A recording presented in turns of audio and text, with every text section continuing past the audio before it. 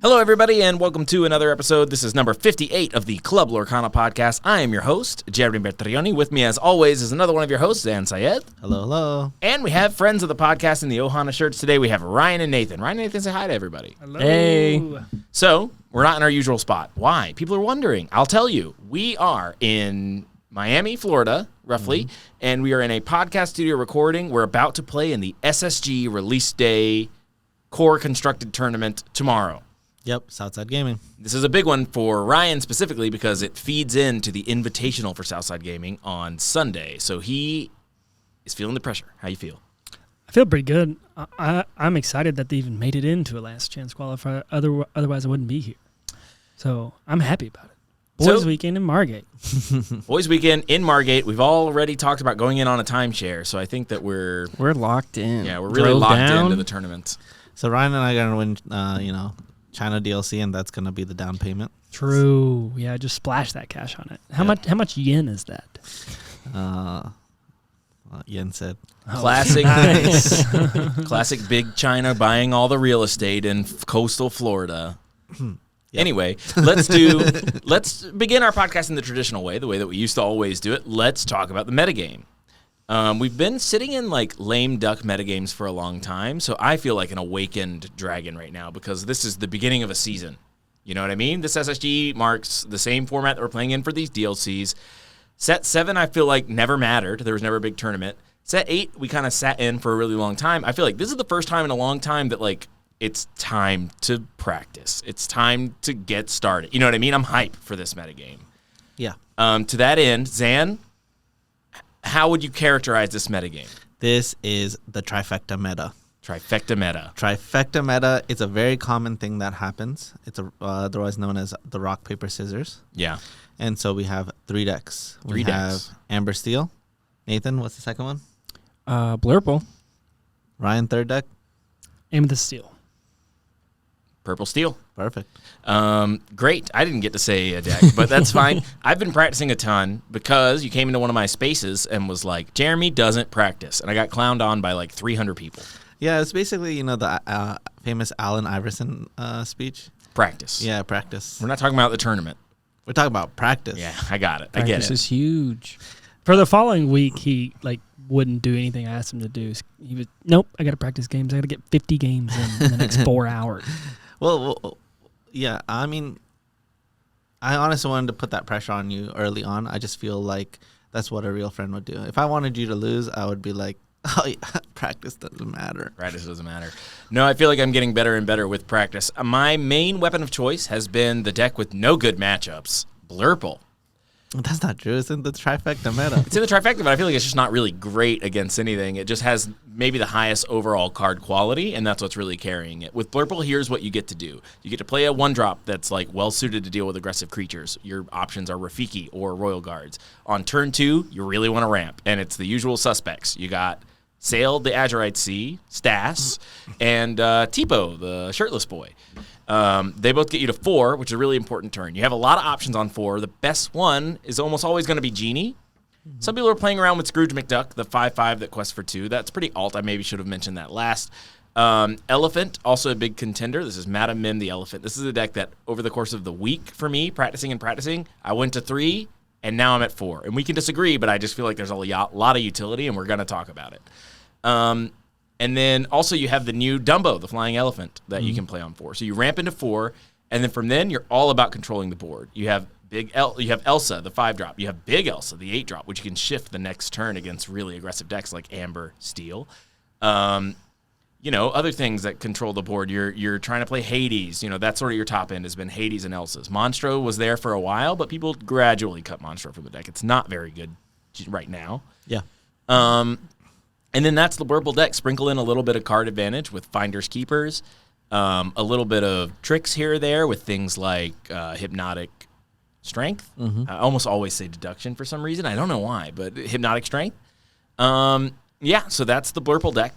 And I like it. I've been playing it. I've kind of always been a fan of Blurple. I think I played it before anyone else in this room. You remember I played it at one of the Charlies back when it was pretty much awful. You got crushed. I got crushed. Yep. I drew with Q round 1. That's pretty heinous. Pretty annoying.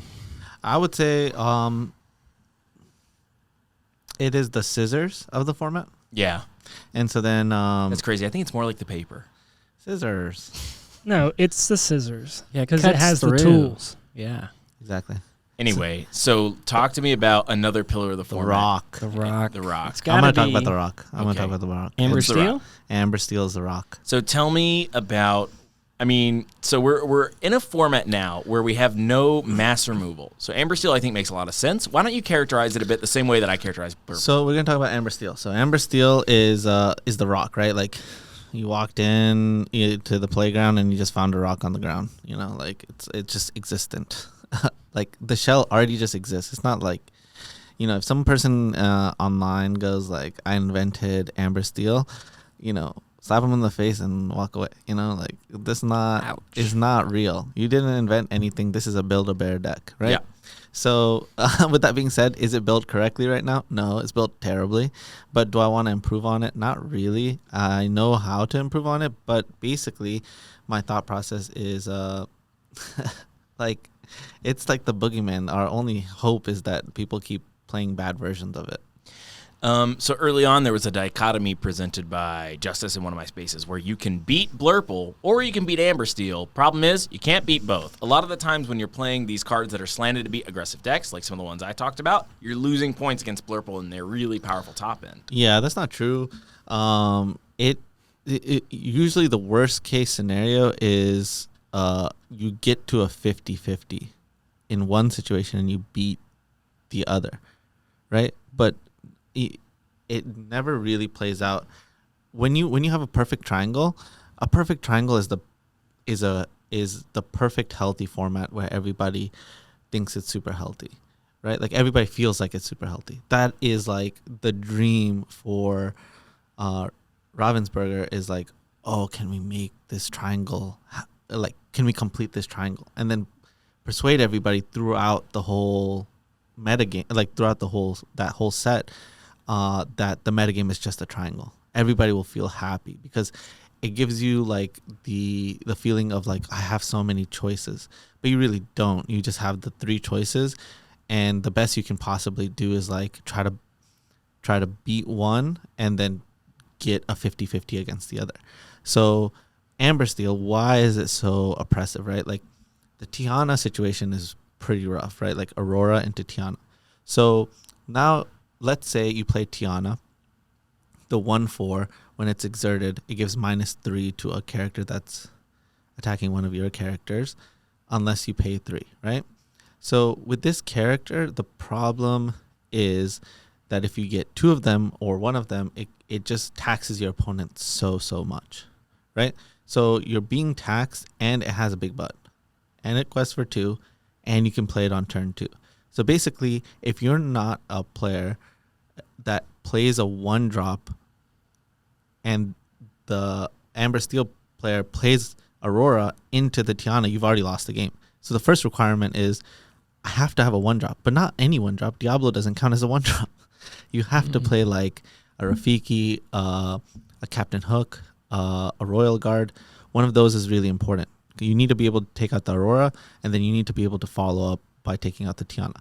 And if you're not able to take out the Aurora, then the worst nightmare happens, which is like the Aurora can play another Tiana while leaving enough for a Daisy Duck. You know what I mean? That's awful. It just gets more and more awful. And so Tiana, the problem with it is how do you get it off the board cleanly, right? So there's 2/3 ways that you can do it. The number 1 way is Purple Steel, which is the Amber, which is going to be the paper of the format. Sure. Has strength, right? So you got to have 4 characters and seeing the strength to deal with it. The other way is Blurple's way, which is Into the Unknown. Mm-hmm. When the Tiana is exerted, you then play into the Unknown, which is basically like you would be paying 3 in order to get rid of pay the cost of Tiana. But you're ramping your opponent. So if you're not able to, on that turn, to wipe out their stuff or get rid of the Nala or whatever else they have, like a Daisy Duck or another Tiana, you're in a really bad position. Yeah. Double Tiana feels like checkmate. Double Tiana is really good against Blurple. And if you ramp them, that's like the worst feeling ever because they can just go Doc, what do you call it? Let's just say lady into another Nala, and that's like threatening 6 more lore, and you still have to figure out a way to deal with that. And they can still follow up with like, what's the 3-cost captain? Yeah. John Silver. John Silver, And challenge. and you tag the perfect thing, right? So there's a bunch of like checkmate situations where Tiana, if it thinks strength on one of the characters, that's going to be able to deal with it. So even if you get rid of it, you're not able to deal enough damage to the rest of their board because they're better at going wide than you. So, step 1 to beating Ember Steel is like, I have to win the die roll. How much control do you have over that? It's a pure 50-50. You shouldn't have any control over winning the die roll. And a good way to guarantee that you don't have any is that you do the die roll of we each roll 1 dice and you call even or odd, and then we add those 2, and then whatever it is. I believe this is the bias way it. that people are going to cheat the most Yes. in this. Like, if you believe that play draw was an important factor in you winning or losing tournaments last set, it's going to be an even bigger factor this set. And so what you need to be careful of is people taking advantage of the die roll. How would someone do that? If I rolled, let's say, a 4, Jeremy, what would someone who's trying to take advantage of it do to guarantee them a higher number than that? If they're the big chess X dice, the ones that come like 12 to a little box, I'm going to pick up your 4 and I'm going to roll it like this and hope that they just flip on the table. Exactly. And then get high numbers instead of low numbers. And maybe it doesn't work. Maybe it does. But, like, do I turn it from a 50 into, like, a 60 or a 70? Maybe I do, especially if I've been practicing. Yeah, I completely agree, and I just don't think that should be a part of the game. We should have a pure 50-50, and how do we make it into a pure 50-50? The solution that we came up with is I roll a dice, you roll a dice. So let's say I'm the one who suggested this. We're going to do evens or odds. I'm going to ask you, hey, which one would you like, even or odd? Right, I want even. All right, we both roll. Both roll one of our die. I roll a 3, you roll a 4. All right, we got 7 Yeah, because we were adding them up. Yep. And then that's odd, so you want. exactly. And, like, so I've been talking to a lot of players. I think a lot of the listeners of our podcast are probably going to be in this boat where they know that high roll isn't necessarily ideal, but it causes a little bit of a fuss whenever you suggest something that's not high roll. It's always like awkward. And so they've just been high rolling. I'm like, wake up call to everybody. Now's the time to get stupid about die rolls. It's time to be like, nope, we're rolling this way. And actually, I'm not budging on that because the die roll is pretty important right now in Lorcana. This actually, this got sparked in me because I was talking to, I'm just going to say Alphos. I was talking to Alphos. Cool guy. He's British. Yeah, but he great said he guy. was like, He's from New Zealand. He's from From New New Zealand. Zealand, by the way. He lives in Brighton, England now. Yeah, we hung out with them in Paris. I'm going to drop his address. Anyway, but he was like, oh my God, my win rate for die rolls in European DLCs is terrible. It's like 20%. And I was like, That doesn't matter right now because you were playing best of two. A, that doesn't matter right now because you're playing best of twos. B, let's try to get it closer to 50, and here's a way that we can do it. So I just gave him the whole speech, and he was like, dude, you're totally right. I should be rolling dice this way. I don't want to talk anymore about die rolls. I'm just saying, Or Protect yourself. what do we Protect think yourself. about, like, could Ravensburger, with the new Play Hub, they have control over it. What if you just sat down at your table and you already knew who was going to have the pay? Yeah. dude, They we've been just- talking about that because in that- card games for years. But that is like the true, completely unbiased way. The computer is going to have the perfect 50-50 coin flip. I say that. People don't I'm want a that. software guy, but People don't want that. people want agency and control over something that we're saying they shouldn't have any agency and control over. That seems weird, right? I would be cool with it, but I think people would feel like the algorithm is against them. I They're sit like, next I to lost Zan 9 and- in a row. I just lost 9 in a row. Yeah, why did the computer not let DKP ever be on the play ever since he won the world championship? And someone's like, well, what Yeah. about in round 2 of this tournament? Like, it doesn't count. He never gets to be on the play. Okay, great. Yeah, I like the even or odd. We roll 1. There's no way to cheat. Even if I'm a genius at rolling 6 on the die, it's completely dependent on his die roll, whether that's even or odd. So it's all good. As long as you roll at the same time, there's no way to cheat. True enough. Okay, so enough with the die roll, right? So we talked about the paper, rock, scissors. Yep. So we have a tournament coming up tomorrow. I need to win it or get top 2. Yep. So we can talk about that paper, rock, scissors in the context of one singular tournament. Well, right? we need to talk about paper. You can talk about paper. Yeah, we haven't really talked about. Sure, paper time. Purple Steel. No, wait. Yeah, paper is the only one we haven't talked about. Paper's the only one left. Yeah. So purple, in my mind, sits in the middle of this triangle because it has what we think could be a favorable amber steel matchup, but a pretty tough blue-purple matchup. But we think it depends on the way you build it, right? So we're trying to build it in a way that it beats one of the two and then has a 50-50 into the other. You talk about purple steel, right? Purple steel. Yeah, so typically if you're playing a lot of cards like White Rose, Cobra, things of that nature, things that feel fast, you're going to be a little better against Blurple. And if you're playing a lot of Calhouns, Fire the Cannons, things that feel like they're trying to be better than Amber Steel, you're trying to beat Amber Steel. When I said it's tough to beat both, you said that's not really true. Let's talk about it. What do you mean? So we're recording this podcast right before the tournament. Yeah. My number one pick is Purple Steel, and the reason why I want to play Purple Steel is it's a really complex reason, but I can. Should I go into that right now? Go. Yeah. Okay, now cool. This is the place. Yeah. All right. So my reasoning is actually allocation, right? We know that Fabled didn't have a high amount of allocation. Mm-hmm. Then number two is what are important cards playing into this. So if you look at these three decks, two of them have Dumbo necessities, right? You can't play Blurple properly without playing 4 Dumbos. You can't play Purple Steel properly without 4 Dumbos. You can make an argument for Purple Steel not having it, but I think it's wrong. Number 3 is Amber Steel does not need Dumbo. So you can get all the cards you need for Amber Steel much easier. So, this past, I was in Austria with my new team, Rare Hunters. It's a new team that I've joined. I'll talk about that a little bit later. Big announcement later on in the podcast. Later on in the podcast. And we won't spoil what it is, but it is that Zan is on the Rare Hunters team. So I opened 500 packs. In 500 packs, we opened 7 Dumbos. It was nice of them to give me 4 Dumbos, but we have a big team and there's a huge demand for Dumbos. If I'm having trouble getting it out of 500 packs, I can't imagine everybody else having an easy time getting them, right? So getting Dumbos this weekend is the name of the game. Whoever gets Dumbos has a really high chance of winning. So now, what do you slot it into? Blurple or Purple Steel? And so if that's the case, then Amber Steel is the deck that's most likely going to see the most play because it was a tier 1 deck at the end of the last set, arguably number 1, 2, or 3. And it's now, again, arguably 1, 2, or 3 in this set.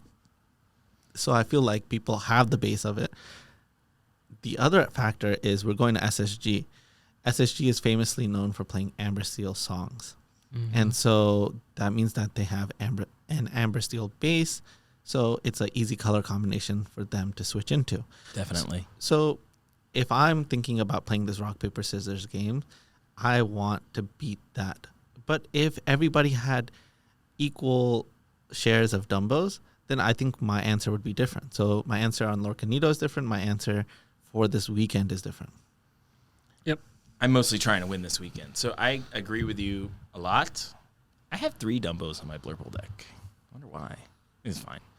3 you have or 3 you're playing? I'm in his build of Blurple. My build of Really? You cut one? You're killing me, bro. I just think it's like kind of a late game thing and you need to really prioritize winning the early game. It's not a late game thing because it's essential in winning the evasive battles, right? It's all the way that their bodies connect. So what is the normal Amethyst evasive package? It's Genie's, Elsa's. Belle is in that equation. It's like part of the fighting. No, don't include Belle. Okay. It's just the evasive package. Genie, Elsa. Dumbo, and Elsa. Yeah. So when the famous pattern of Genie into Elsa, take out your Genie happens, what is something, if it's sticking around, that's going to be able to take out your Elsa? Dumbo, right? And so it just like lines up perfectly in this mess of things. So if you are the one who ends up having less of them, that means you have less answers to their evasive stuff.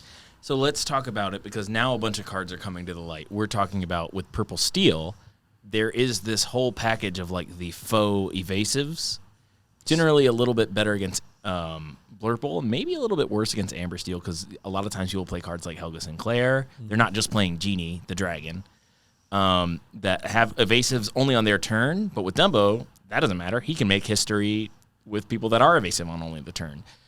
Is that a build that you're like looking towards when you're putting Purple Steel together right now? Yeah, I think that the evasive battle is huge, right? Let's say me and you are playing the evasive battle, and I have one more Dumbo than you, and everything fought each other and canceled out.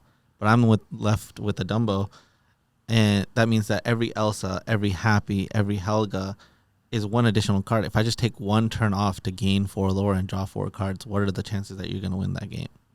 High. Very low. Oh, they're low, actually. Very tough. And 4 the cards thing in a is, lot. your follow-up has to be, like, what you're saying is, like, your follow-up has to be something like Elsa or Hades, which is great for me because now I have 4 new cards that you just ramped me into because you're playing less evasive, so you had less answers. It's not like you have a bunch of cards that are dealing with my evasive cards, right? Right. So the baseline is you got to have all the evasives in order to deal with someone else's evasives and play the evasive. It's like the card is like forcing everybody to play it in order to deal with it. Like it's crazy, and that's what makes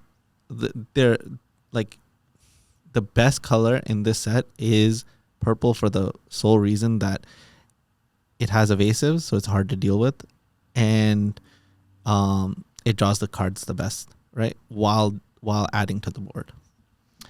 And steel is second best color. Yeah, but like you said, Nalas are a lot easier to get your hands on than Dumbos this weekend, so I'm still expecting a lot of yellow and gray decks. No one's ever called it gray. Yeah, So what do you that's think? I mean, we're just talking about that pie, right? And we're talking about all of these factors: card availability, the early release, it being SSG, the Amber Steel piece of the pie is getting bigger and bigger and bigger, so it becomes even bigger of a target, right? So if we're building Purple Steel, we can build Purple Steel to beat Amber Steel because we think it's going to be 30% of the pie, 40% of the pie, etc.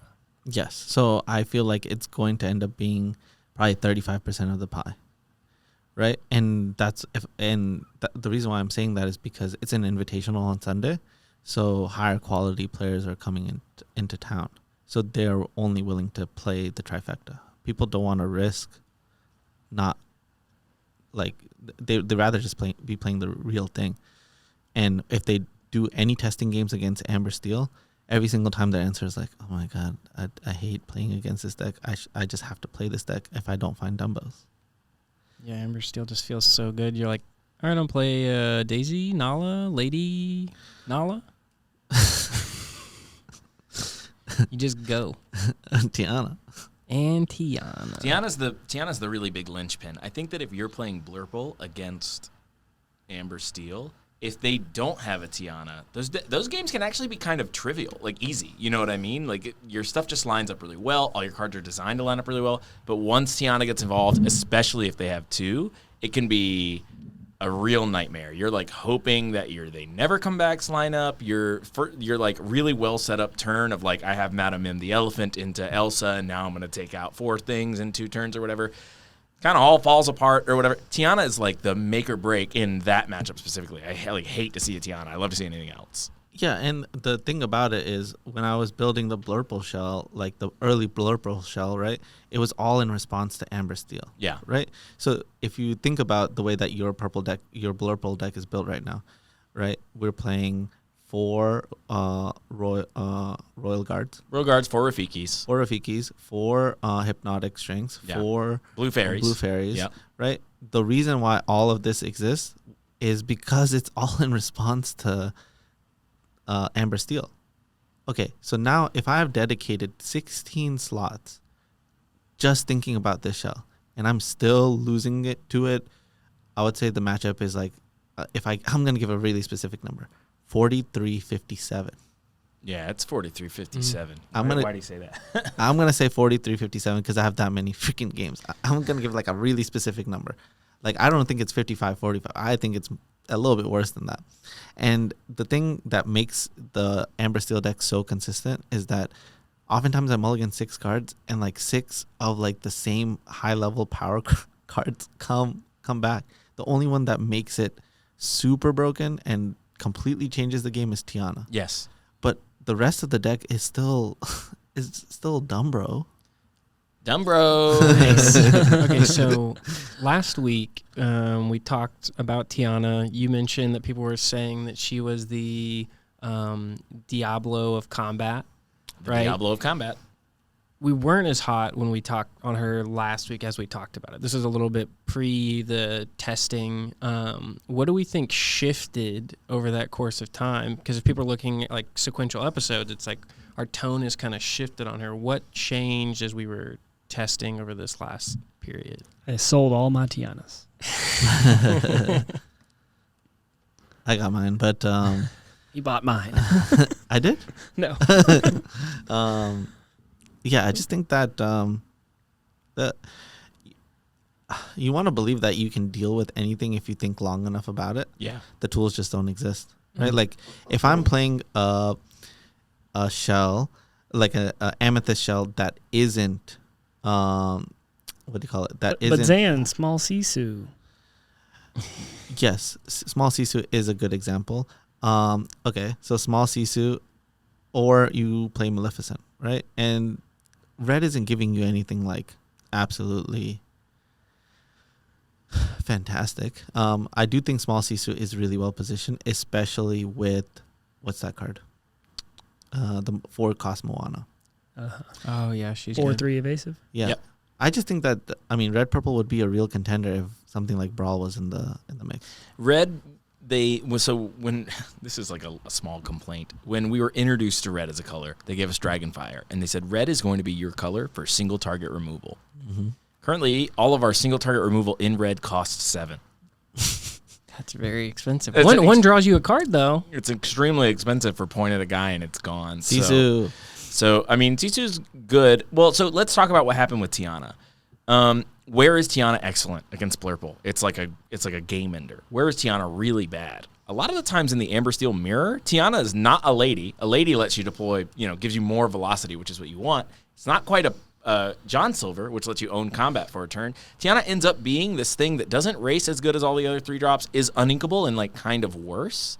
Especially if you're on the draw. When you're on the draw in the Amber Steel matchup, you're praying that all of your cards can maybe break that parity, maybe get you ahead, and Tiana doesn't get there. So last week, I was testing a lot of Amber Steel, and I was hating Tiana because I was playing against a lot of Amber Steel. And so I was like, I'm not that hot. This week I've been testing a lot of Blurple, and it like made me realize, oh, this card is actually the Daemon Ritus in this matchup. So that's like really a big deal. I think that's mostly what changed from my perspective, is that I got to see it from there. But, there's going to be a lot of Amber Steel mirrors this weekend and SSG, and people are going to be looking at their town as like, this card is the pits. This card is pants. The bee's knees. It's not the bee's knees. When they're on the play, they love it. It's buns. Yeah, well, it's like fine on the play. It's not even that good because you're like trying to just like add to the race anyway. If you're on the play and you go Tiana and they go Lady Nala and the next turn Doc and the more stuff, your Tiana's going to put you behind because there's a turn where you quest a 7 and they quest a 10 and they have lethal next turn and you don't, and you're going to be in a bad spot. And Tiana just doesn't quite get you to that 5th gear the way that some of these other 3-drops do in Amber Steel. I'm just letting you know. Yeah. I guess like the one thing that you can do is like sing a strength on 2.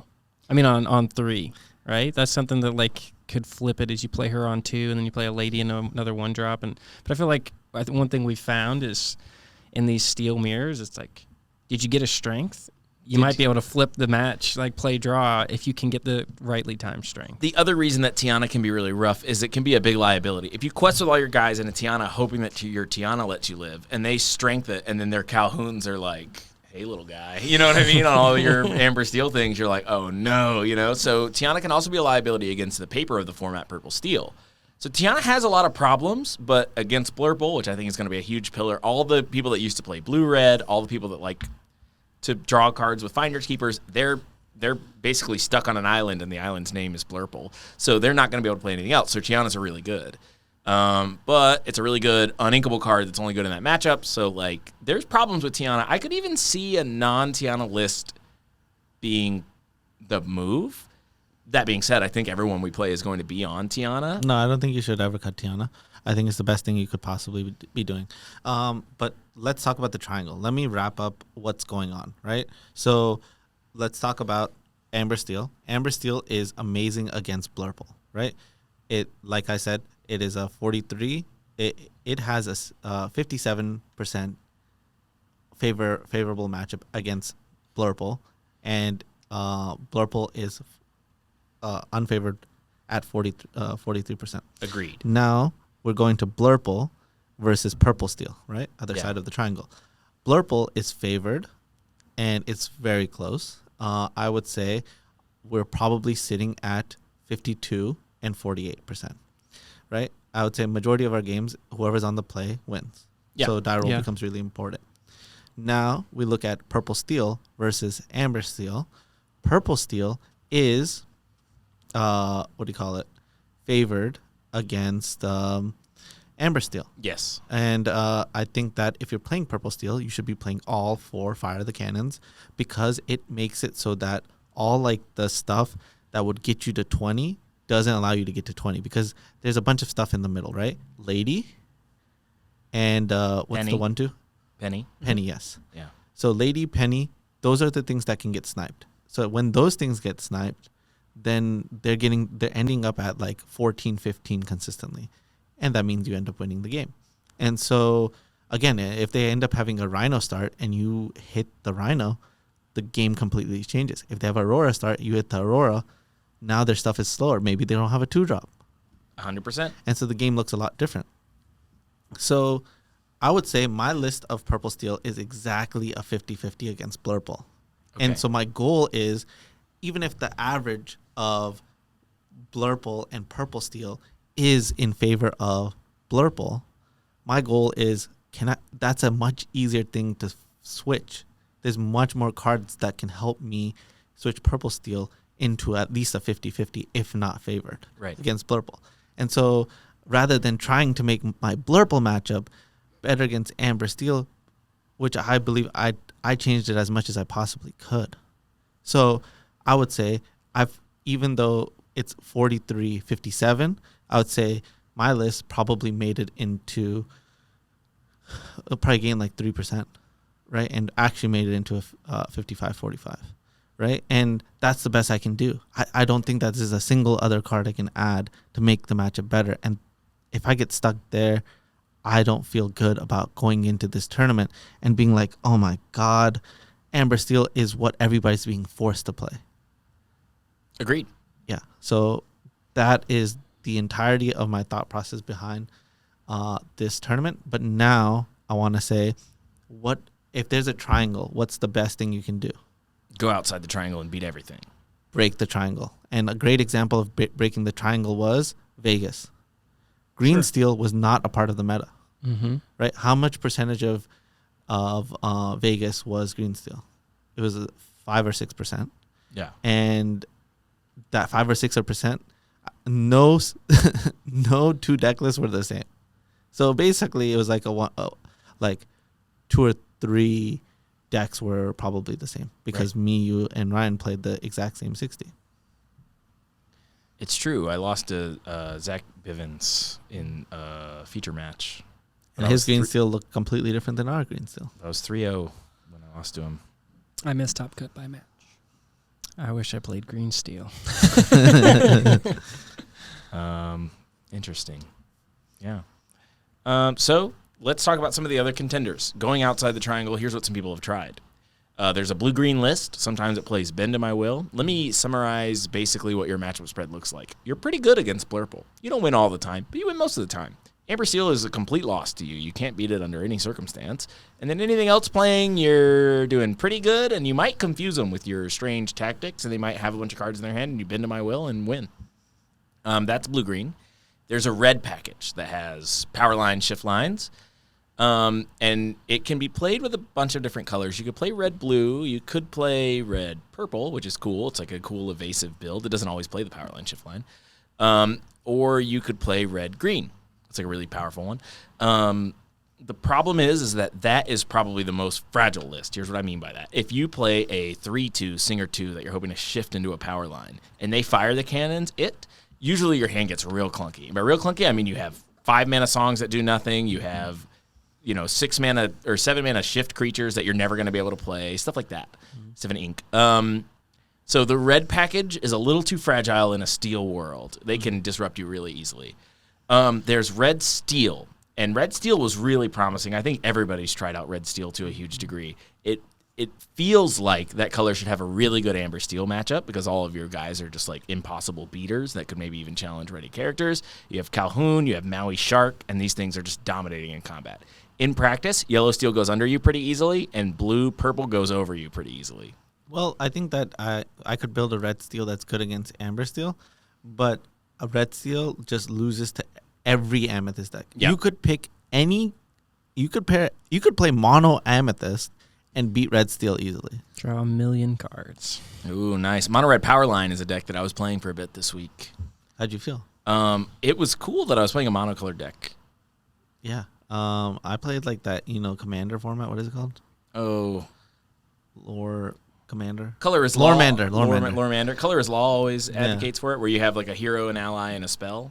Yeah, I wanted to cool. play a mono green one with like Sudden Chill and Prince John. Nice. But I didn't have time to build my own deck, so I was handed a deck, and so it had some Loremanders, and I just quickly put them in the deck, and then took out Sudden Chill and Beast.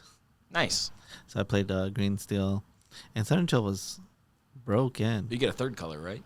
No, Oh, I thought your ally could have been a third color. I only get 2. Oh, this is a different format than the one I saw. Okay. I watched the one that R&B played in. Color is Law. Oh, yeah, you're right.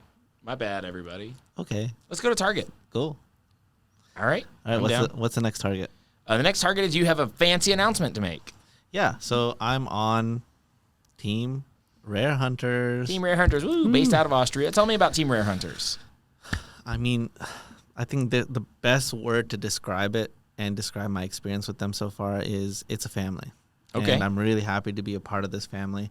I've been a part of a lot of teams in the past, and not every team has felt like a family. I felt like a lot of them are like dysfunctional families, and this one is the most functional family where I felt like everybody was contributing something, right? Sure. And so Alex has like an extremely inspirational story of like when he started the store 20 years ago.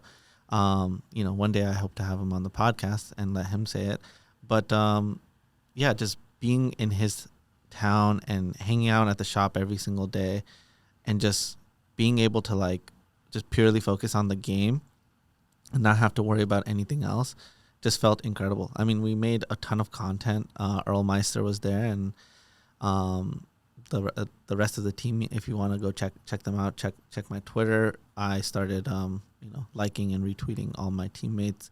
We made an announcement. I have a really cool video announcement, and I just feel like we're doing things a bit different, more like esports style, more content focused, because I think that what is the point of all this if people don't get to hear about your journey properly, right? And I feel like they're prioritizing that.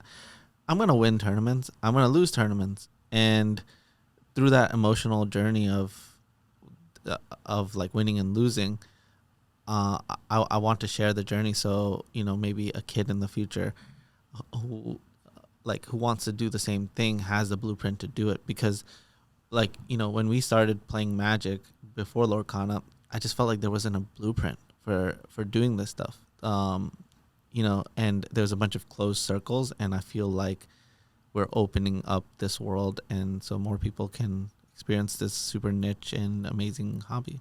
Nice. Okay, great. Any guys, reactions? Zan's on Team Rare Hunters. What do you think? I think it's awesome. I think a lot of shuffling around happening with teams and stuff right now. Some new teams popping up. It's just we're kicking off season 2, right? It's what it feels like. I mean, we've waited a long time with no deal season, no big tournaments. So honestly, just seeing more announcements and everything gets me excited. I know, Zan's on a new team, but I know all 3 of us have big goals this season as well, right? Mm-hmm. So seeing him have success and being able to be a part of that, just helps push us further. I feel like a beast. I had my epiphany at Nationals. I've been practicing. This is going to be, I feel good about this season. We're excited. We're starting season 2 tomorrow. This is it, season guys. 2. This is like super exciting first rotation. Super excited for you on the team. I do like that it's like content focused, because there's a lot of teams, but it's like putting out good content for the community, I think is like really cool. I think that like makes it more approachable and stuff. Yeah, I'm really looking forward to this next chapter, and I really want to help y'all achieve your goals, and just help everybody grow. Even if everybody doesn't achieve their goals, I want them to be a step closer at being at that level where it could just happen, right? Because it's no longer about that you have the skill to do it, or that it's just about now having enough opportunities for that skill to come out, to demonstrate that skill. Got to be standing in the storm to get struck by lightning. Dang, I don't want to get struck by No, you do. You do. That's how the Flash got his powers. Yeah. Oh, dang. Well, we have several opportunities coming up. What kind of opportunities do we have to play coming up? So this weekend, big SSG tournament. Two formats. Two formats. Big, Core and Infinity. Core and Infinity. I think we'll talk about Infinity a little later. Mm-hmm. And next weekend, big Charlie's 25K. The start to the new season of that. Like, you got to get your own points. Obviously, we want to win the prizes, but then they're doing an invitational series, so that's huge. Yeah, getting qualified for a 50K. That's incredible. Pretty good. Life-changing amount of money for me. That's like the largest prize pool, right? Like, if we talk about like DLCs and stuff like that, those are, you're winning collectibles, and then you're hoping to sell those collectibles. But this is just straight cash. Money. Taxes. Cash. And it's in our backyard. I don't hate that. Well, you part. pay taxes no matter what. Oh, do I? Oh, I haven't won enough, I guess. Maybe I should pay some back taxes. Yeah, just so you know, eventually you're going to win enough that you have to pay taxes. All right, Yeah, everybody, yeah. make sure you're paying your taxes on your cards you're selling, because If only your accountant were here. Yeah. Open up a business. And Oh, put it yeah. under that. Get an LLC. Okay, Get so an Charlie's LLC. next weekend. Then you two? We're going to China, A DLC in China. Beijing. It's huge. What format are they on? Set 5. This is the tournament that I won Vegas in, so I'm pretty excited. You just going to bring that deck? Maybe.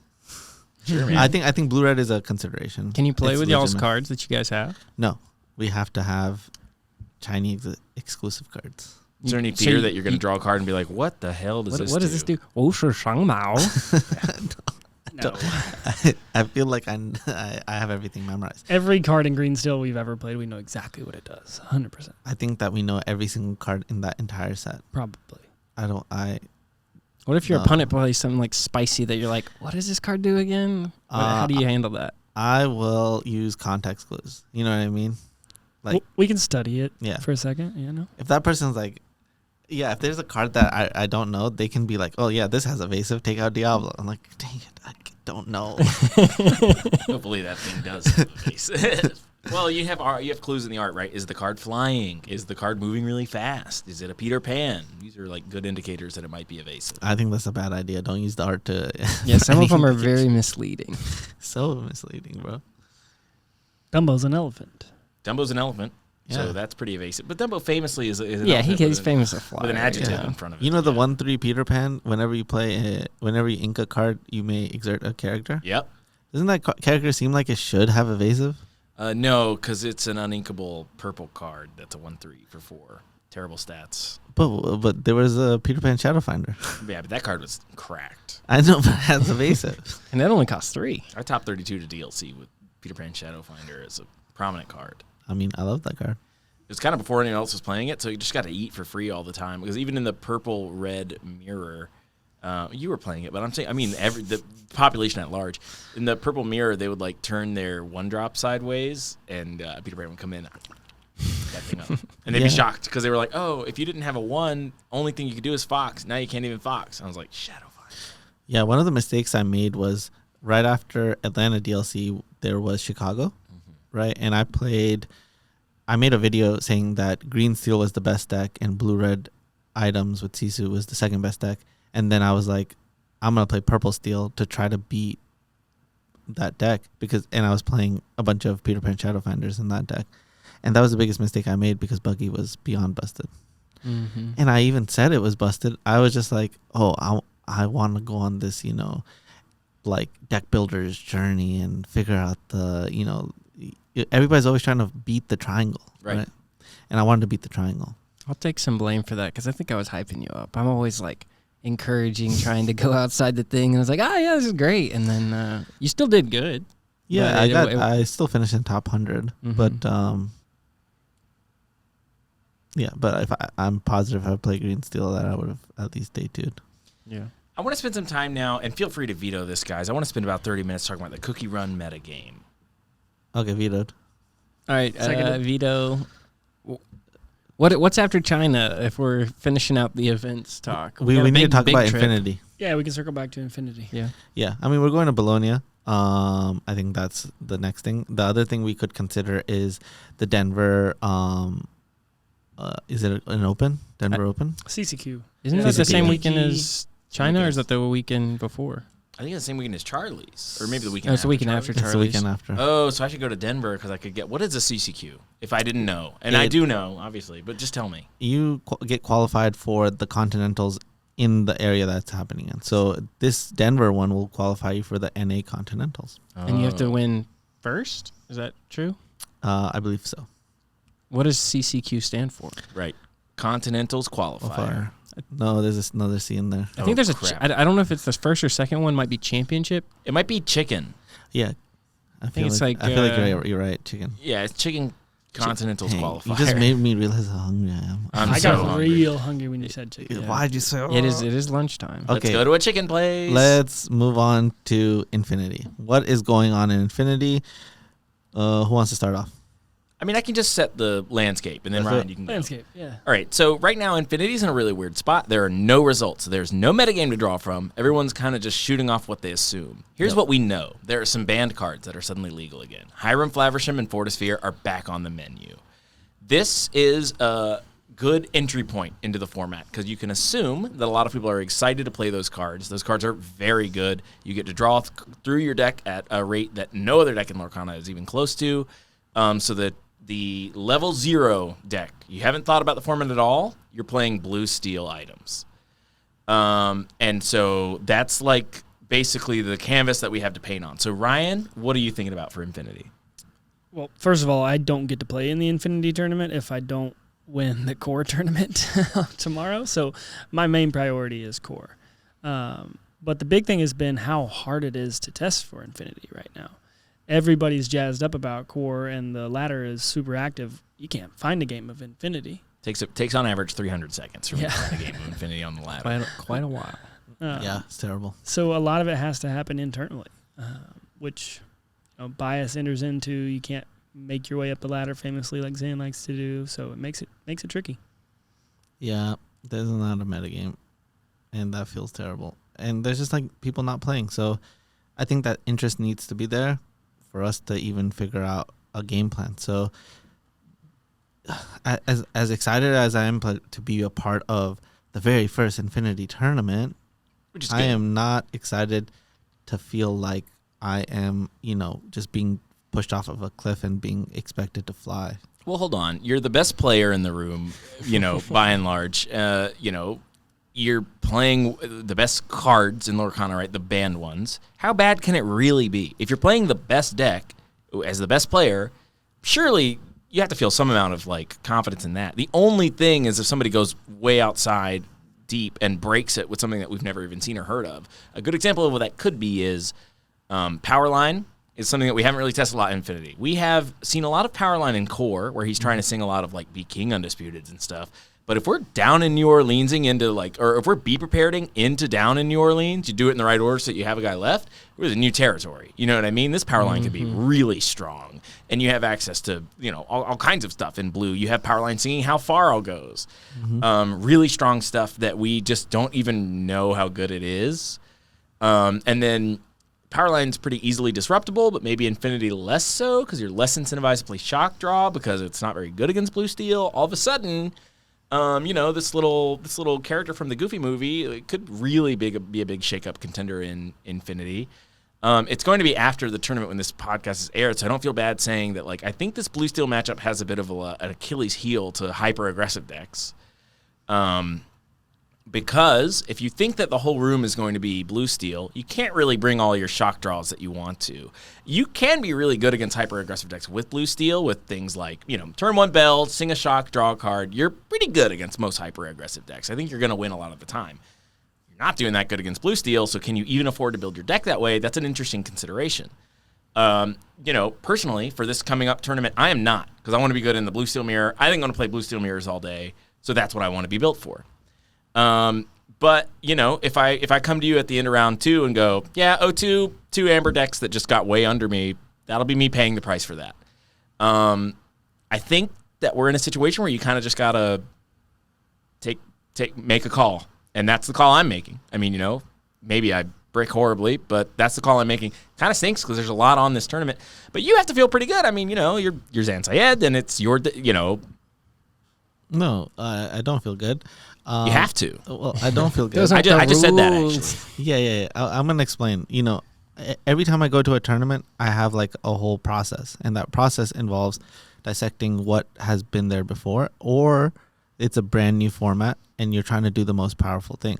The thing is, there's something that existed before for this, but that was in context of a specific metagame. Yep. That blue steel was created to beat that current metagame. But could you have played something that was bad against everything else but good against this deck? Absolutely. Yes. And so people have a metagame is kind of like, it's like a temporary imprint in people's minds on what they can and cannot play. It's literally just a thing that you have put in your own mind that's restricting you from playing the thing. And it's like a group thing type of situation.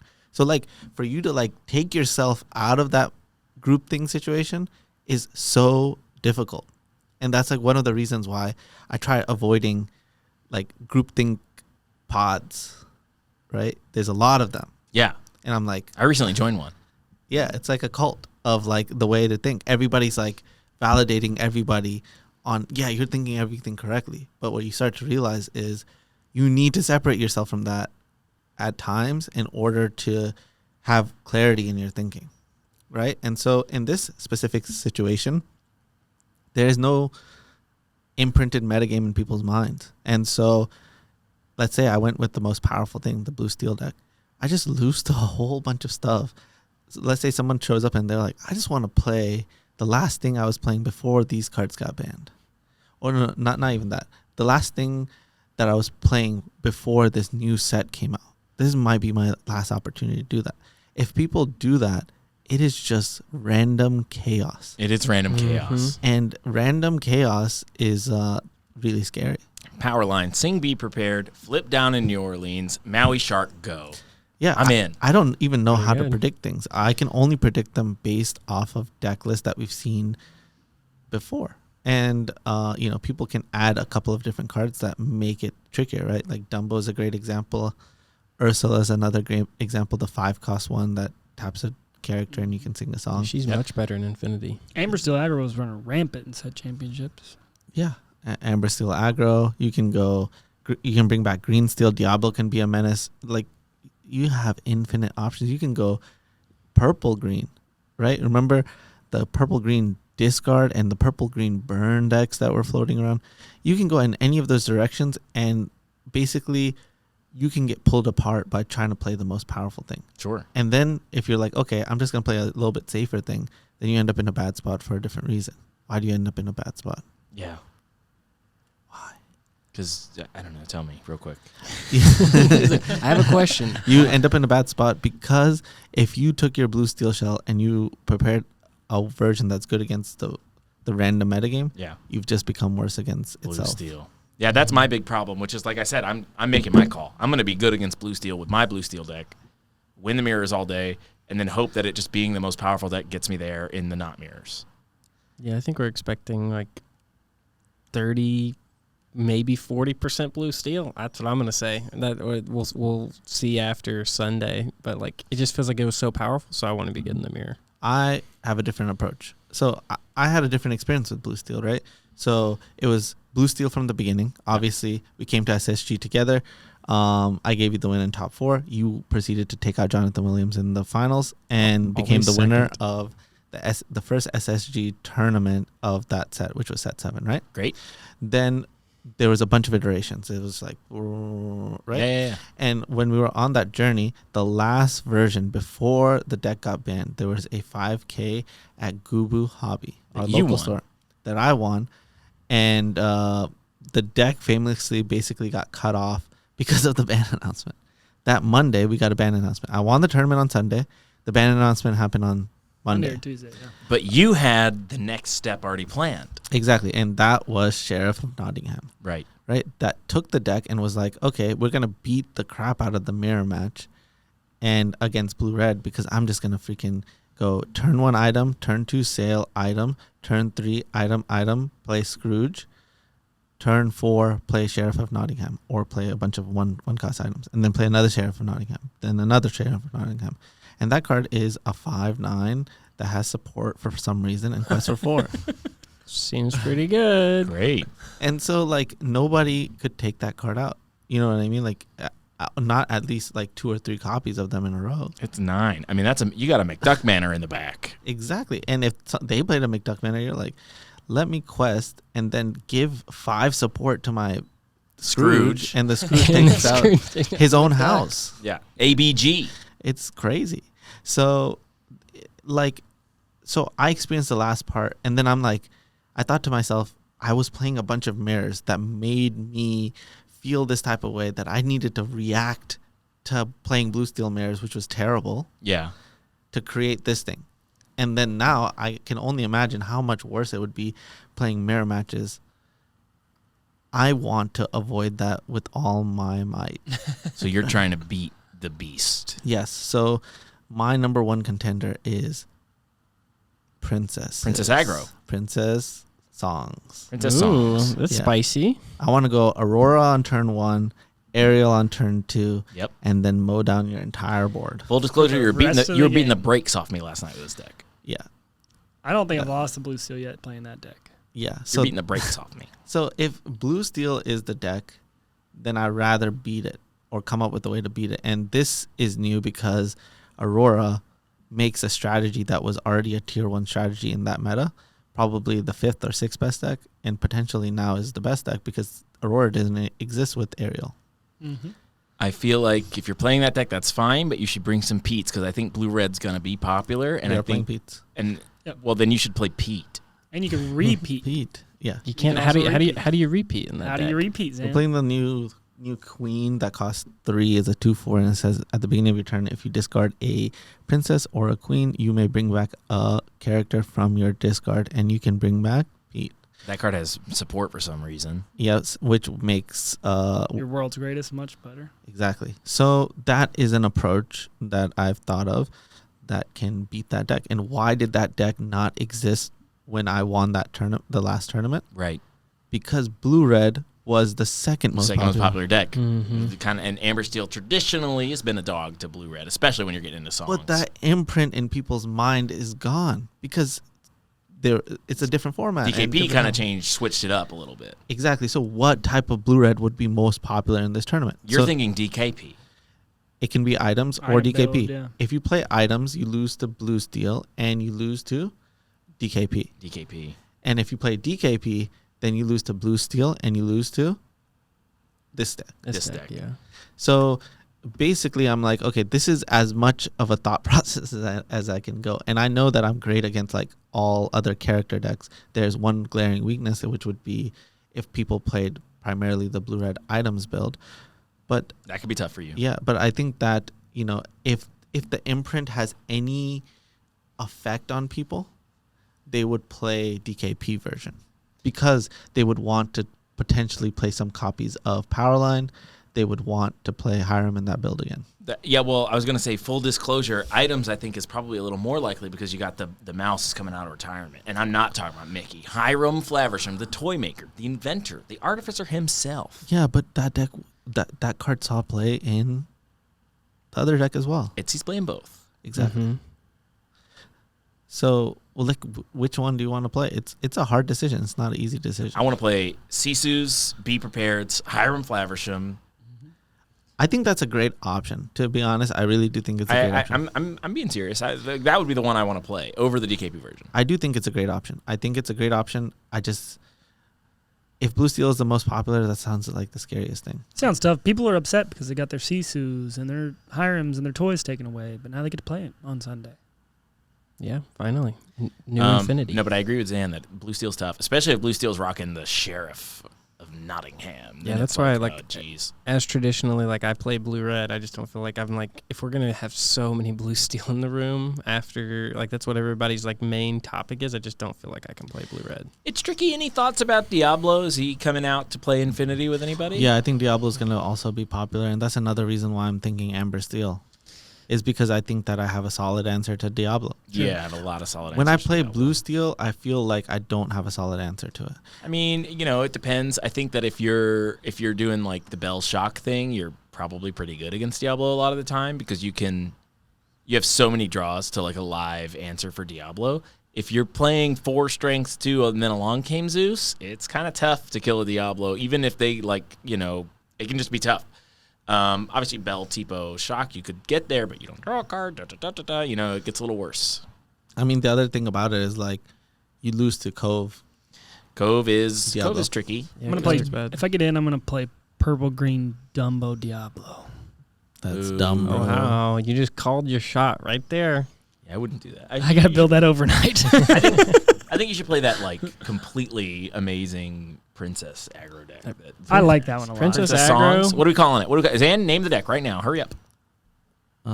What's a Princess? Aurora Borealis. No. It's too tough. Princess Diaries. Princess Nice. Diaries. Ooh, I like that. I don't like it, but Zan can have it. It's good. Come on. It was catchy. I liked it. yeah. I immediately went nice on it. Yep. Yeah. Crowd please. Is that a Disney movie? Yes. 100%. Yeah. I didn't. It's live action. I didn't know. Okay, if it who was the actress that became famous off that movie? Anne Hathaway. Yeah. Yeah. Remember, she was like famously, nerdy, supposed to be ugly, but not. Take it easy.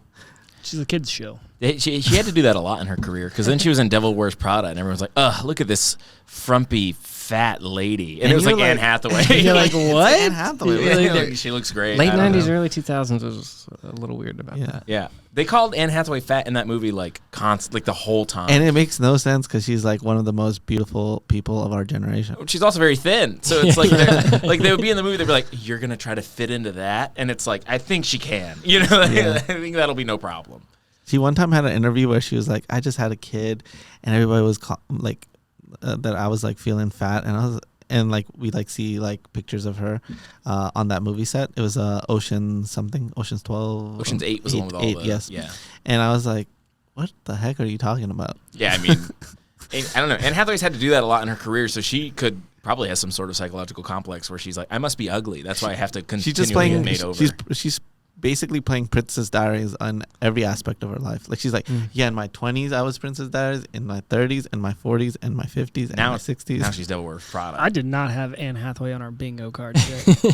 But you heard it here first, folks. Princess Diaries, and you're beautiful just the way you are, and that's like a good takeaway for this deck. She was Catwoman. Anne Hathaway is Aurora. Classic. Yeah. Not the queen. She's gonna be in the next live action. Yeah. Sleeping Beauty. Oh, is she? No, that She would be. might now. We're calling our shot now. Cool. I just don't think Aurora should be. Well, it's fine. If you Why? like this form of podcast where we do this podcast prior to a tournament, let us know. We do have thoughts about doing a similar type of podcast going into some of these DLCs and events. We just think it's fun to think about our thoughts before the event happens. And if you made it this far into the podcast, be sure to like and subscribe. It's the easiest way to support us for free. Our analytics go up, and that makes us happy, and we make more of this podcast. We want to always be improving, always be bringing you guys the best Lorcana tournament podcast content that we can. And liking and subscribing, hitting that notification bell, all that stuff's great for our analytics. And leave a comment. This week, leave a comment. What's the question? What's the call to action? Call to action. Call us all out on things that we got wrong. I think that's super important. Be like, oh, Zan, you were so wrong about this. Leave a comment about that. I want to hear that. Be like, Zan, you're freaking wrong. Yeah, call us out on the things that we were wrong about in this podcast. And things that were right, just give us a like and subscribe. Like and subscribe if we're right about anything. So when I say I'm playing blue steel, I'm right about that. So He's right about that. I have a teammate that I have to talk out of playing blue steel. Oh, playing blue steel? Oh, it's me? No. Oh, good. Because we're not teammates anymore. Oh, sad. Sag. We're allies. Well. That's a blue steel deck. Oh, we didn't talk about blue steel. People are excited about blue steel. In my mind, it's got a really strong opener. It can go turn 1 Jasmine, turn 2 Jasmine, shift. And then Captain Hook plus hypnotic deduction. No. You don't, Game you don't over. turn it, you don't Game turn over. it sideways. You don't if they turn have it a one sideways. drop. You just sit there. Turn sit 3, there. you do turn it sideways. You get your card. It's Pleakley. You Pleakley, boom, double ramp. Next turn, you're on turn 6. Yeah, it's pretty great, and you didn't lose any cards. To be honest, as a Blurple person that's been playing a lot of Blurple this format, that's the one opener that I'm a little bit scared of because And they you can just start going over the lose. top of me. I honestly don't care about that opener at all. The thing I hate playing against is the Scar. The Scar can sometimes just take over the game. If you don't Oh. answer it right then and there, it really just makes you feel terrible. I My went on problem a is I'm rant playing for- into the unknown. I answer it right then and there. I went on a rant for like an hour, and Jeremy was so mad because I was talking about the Scar, and I was like, some games, they drew a million cards, and it was just over because they helping hand the Scar, and then drew 7 cards, and then I lost. What is helping him? Helping Hand gives something support. For some reason, he thinks that's really good. I didn't say it's helping hand is a 1-cost uninkable, gives a character support, and it draws a card. Oh, I I'm had trying to like make Tebow bigger and banish the Tebow and draw 7 cards. I was coaching someone and they were like, you have to play this 3-drop Alice that gives all your character support so you can play it with the Scar. Yeah. And I was like, but allies. It's not an ally. Well, the thing about Blue Steel is almost all of your guys are allies. All of your like little dudes that you would play, or most of them be allies. But like, if you want to play Pleakley, you're thinking about playing Lilo. Lilo's not an ally. But Pleakley is. Yes, but Jasmine's not. But Tipo is. Is Yeah. Scar an ally? No, Scar he's is not. obviously not an ally. Okay. He's a main villain. I feel like keep it's going. like you have like you have your few pieces. You got like Lawrence, you have Tinkerbells. Lawrence, Tipo. Tinkerbells, these are allies. Tipo, Yeah, I mean, the real question here is how many allies is the correct number of allies? Cogsworth. I don't think that the Blue Steel deck is bad. I think that it's legitimately good. I just think it's more fragile than the other decks. And it's also asking you to deal with the evasive crowd without having a lot of evasives. Mm-hmm. There are a good bit of evasive allies. I have seen some builds where they do the Genie 3-drop ally. You have Smee. Yep. 3/2 evasive. Which 2-drop. doesn't feel good because everybody should be playing Fire the Cannons. Yeah, Fire the Cannons really punishes them hard. So it's Happy is a... Happy is also an ally. So you can play that. You could play all the dwarves are allies. Yeah, Let's. Is Genie an ally? Genie is an ally. Genie That's a is good one. famously always an ally. The 5-cost Jasmine should have been an ally. She's Jasmine. She's a princess. I Princess understand. Hero. Raja's her ally. But we just needed her to be the final evasive, killer. So what you're saying is it shouldn't have been Jasmine. It should have been another Miss Bianca. Yeah. Nice. Miss Bianca's an ally, by the way. Huge. Miss Bianca's not an ally. She's a not. hero. Oh, because she's the rescuer. But Zipper's an ally. I think she's important for that package because you play the 4/3 Yeah. who gets evasive if you control a Bianca, which allows you to take out genies. Yes, I agree. But not a lot of Blue Steel players are on that, which I think is surprising. They don't realize what the battle is about. They don't realize what the battle's about. Their war hasn't even ended yet. Yep. All right, we're coming up on time. If there's anything else anybody wants to shout out or whatever, now would be a good time to do so. Where can they find you, Ryan? I usually hang out on Twitter if I'm not selling chicken. So you can find me there. Everybody come join my space. My spaces are getting really good. I like them a lot. A lot of people, a lot of discussion on the metagames. They've sort of been my entry point into a lot of these like sort of think tanks and things in Lorcana. I think that is going to be a really useful tool for me this season. I recently joined the Lorcana Lounge and joined their lounge evenings and was talking to all of them, and that was exciting and it's fun. It is kind of interesting because they hold my voice in a really high regard. As they should. Thank you, but it's not typically the treatment I get when I talk about Lorcana because I mostly just talk to you and you say that my ideas are bad and then we move on or whatever. What? No, that's No, not they- true. That's not true. Come on. He pokes the holes. He pokes my holes. Okay, it's time now to say. Okay, just join my wait, space. wait, It's wait. Monday mornings at 7 a.m. Eastern. Okay, I just want to say, Sheriff of Nottingham was first suggested by you. Yes. Yeah, I mean, yeah, it had affinity for artifacts. I mean, that's just great. So I would say, that's most people, including myself, every 10 ideas, It's even more than this. Like every 50 ideas, like only one is good. So like, let's say you only tell me like even half or quarter of your ideas. It's more likely that they're going to be bad. I'm just going to poke a hole in it. And if you can survive the poking, then it's going to be a great idea. Nathan, where can they find you? On Twitter as well, Nathan Tripp. And we're going to be doing a road trip back. And so we'll be driving back. Maybe we'll have the space in the car, or Jeremy will be doing it as we drive through the night. Yeah, we do it in the morning. I don't want to do the space in the car. Space tech is like really finicky. There's a lot of DCs, a lot of bad audio. Anyway, Zan, where can they find you? You're already here. Thank you. YouTube channel. Peace. Thanks so much. Bye, everybody.